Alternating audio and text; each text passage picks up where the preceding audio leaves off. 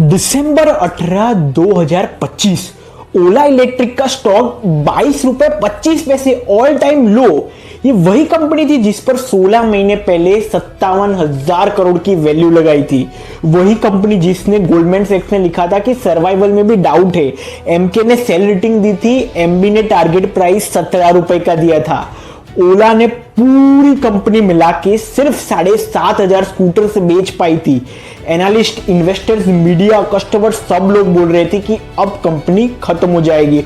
और फिर आता है मार्च 2026, सिर्फ एक दिन में 10,000 स्कूटर से ज्यादा बिका। स्टॉक 22 रुपए से 40 रुपए, 71% का जंप। ग्रॉस मार्जिन 34.3%, कंपनी की पूरी हिस्ट्री में सबसे ज्यादा। और 1500 करोड़ का इंस्टीट्यूशनल फंड रेज क्लोज हुआ। और क्वार्टरली ऑपरेटिंग एक्सपेंसेस भी आज हो गए 3 महीने में, सिर्फ 3 महीने के फर्क में। तो हम आज जानेंगे 2001 से 21 से लेकर आज तक राइस, कोलैप्स और पूरी 3 महीने की कहानी जो सबसे इंपॉर्टेंट है। 5,000 एकड़ की जमीन ली 2021 में ओला ने तुरंत खरीद ली। 8 महीने में फ्यूचर फैक्ट्री रेडी थी। फेज 1 कैपेसिटी 1 मिलियन यूनिट्स और अल्टीमेट प्लान था 1 करोड़ यूनिट्स। और ऐसे ही बनी दुनिया की सबसे बड़ी 2 व्हीलर फैक्ट्री। लॉजिक सिंपल था, राइट्स लो, जितना ज्यादा बनाओ उतना ही सस्ता बेचो, क्योंकि स्केल ही मोटे। साथ में इवन गीगा फैक्ट्री का भी प्लान किया, इंडिया का पहला lithium ion cell manufacturing plant, ताकि बैटरीज चाइना और साउथ कोरिया से ना खरीदनी पड़े। और ये जरूरी भी इसलिए था क्योंकि टॉप 5 बैटरी मेकर्स में से 4 तो चाइना में ही है। इसलिए भाविश ने डिसाइड किया हम अपना इकोसिस्टम खुद ही बनाएंगे, सॉफ्टवेयर से लेकर हार्डवेयर तक सब इन हाउस। ओला S1 जैसे ही लॉन्च हुआ मार्केट पागल हो गया। एक दिन में 1 लाख प्री बुकिंग्स और ओला ऐसे ही अनस्टॉपेबल हो गई। लेकिन रियलिटी उतनी स्मूथ नहीं थी जितना पावर पॉइंट पे लग रही थी। गाड़ियां डिलीवर तो हुई पर कंप्लेंट्स का फ्लड आ गया, software glitches, range issues and even सबसे बड़ा नाइटमेयर, स्कूटर्स में आग लगने का इंसिडेंस। सोशल मीडिया पे तो ये वीडियोस वायरल होने लगी। कस्टमर ट्रस्ट हिल गया। जो स्किल उनकी सबसे बड़ी ताकत बनने वाली थी वो उनकी सबसे बड़ी वीकनेस बन गई। क्वालिटी कंट्रोल इश्यूज हर दिन बढ़ते जा रहे थे। और सिर्फ प्रोडक्ट ही नहीं, ऑपरेशनल भी कंपनी स्ट्रगल कर रही थी। सर्विस सेंटर्स पे गाड़ियों का पहाड़ लग गया। महीनों तक लोगों उनके स्कूटर्स वापस नहीं मिल रहे थे। फाडा और गवर्नमेंट तक ने नोटिस भेजा, लीडरशिप एग्जिट शुरू हुए।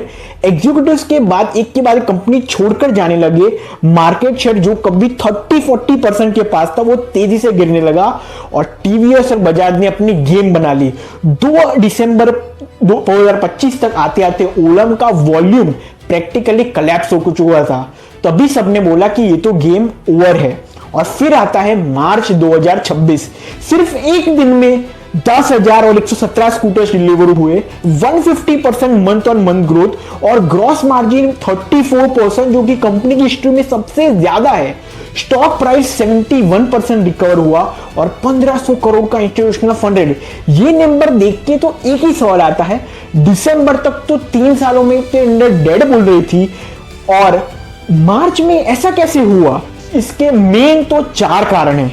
सबसे पहला कारण है कि सर्विस फिक्स हुई, हाइपर सर्विस सेंटर्स बनाए गए, 80% vehicle same day service deliver हुआ।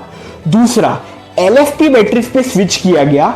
6100 LFP सोल प्रोडक्शन में आया, क्योंकि LFP बैटरीज थोड़ी भारी तो होती है पर उनकी लाइफ और कॉस्ट ड्रास्टिकली कम। इस टेक शिफ्ट ने ओला का ग्रॉस मार्जिन शूट कर दिया। तीसरा कारण था कॉस्ट कटा, ऑपरेशनल एक्सपेंडिचर आधे हो गए। रोडस्टर 60,000 कम में मिली और PLI सर्टिफिकेट से बिकने लगी। और चौथा रीजन 1500 करोड़ का इंस्टीट्यूशनल फंड रेज, साथ ही प्रोमोटर के लोन भी रीपे किए गए और प्लेट शेयर्स भी आ गए। तो जैसे ही ये ब्लीडिंग स्टॉप हो गई, इसलिए मार्केट ने सिग्नल दिया और मार्च में तेजी आ गई। पर ब्रूटल रियलिटी है, स्कूटर साइड पे तो ठीक है, सर्विस इंप्रूव हुई है, LFP सेल्स भी हो गए, पर पिक्चर अभी बाकी है। क्योंकि ओला की कैब सर्विस जो कभी इंडस्ट्री को डिफाइन करती थी, अब वो तीसरे नंबर पे है। उबर पहला, रैपिडो दूसरा और ओला तीसरा। और इवन कृत्रिम भी जो भाविश का AI वेंचर है वो सिर्फ अभी तक 3 लाख डाउनलोड कर पाया है। और पूरे वेंचर में सिर्फ एक इन्वेस्टर है जिसने 50 मिलियन लगाए, उसके सिवाय कोई और इन्वेस्टर नहीं है। तो अभी स्कूटर तो अच्छा चल रहा है, पर कैब और कृत्रिम अभी भी स्ट्रगल में है। और अगर इंडिया को टेक्नोलॉजी सोवरेनिटी चाहिए चिप्स में, एआई में, ईवी में, तो ओला का सरवाइव करना कंपनी के लिए नहीं, इंडिया के लिए भी मैटर करता है। तो अब सिचुएशन क्या है, आप पूछेंगे इन्वेस्ट करना चाहिए कि नहीं। बुल केस तो ये है, एलएफपी बैटरी ने इकोनॉमिक्स बदल दी है। मार्च में 10,000 स्कूटर्स इंस्टीट्यूशन ने 35 रुपए पे फंड रेज दिया, सर्विस और कॉस्ट दोनों पे कंट्रोल। और बेयर केस ये है कि ब्रेक इवन अभी तक क्रॉस नहीं हुआ है। कैब बिजनेस अभी भी थर्ड प्लेस पे है, कृत्रिम स्ट्रगल में है और मार्केट शेयर अभी सिर्फ 5 to 6% ही है। तो असली जवाब आएगा क्वार्टर 4 FY26 रिजल्ट्स जो मई में आने वाले हैं। एनालिस्ट एक्सपेक्ट करे 16 से 2000 करोड़ का रेवेन्यू, पर लॉसेस है पर वो नैरो होने चाहिए। तो ये टर्न अराउंड रियल है या सिर्फ एक क्वार्टर का बाउंस।